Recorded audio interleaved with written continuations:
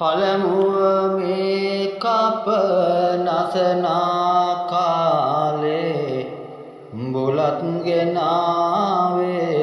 කවුද කියන්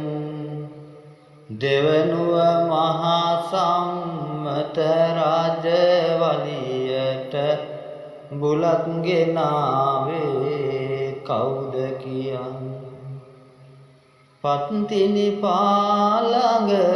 කුමරුට දුන්දා බුලත් ගෙනාවේ කවුද කියන් මෙතුම් පදේ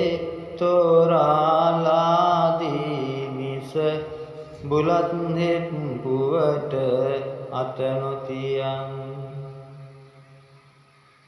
පළමුව මේ කප නසනා කාලෙදී බුලත් ගෙනාවේ නාග රජුන් දෙවනුව මහා සම්මත රජවලියට බුලත් ගෙනාවේ නාග ලොවෙන් පත්තිනි පාළඟ කුමරුට දුන්දා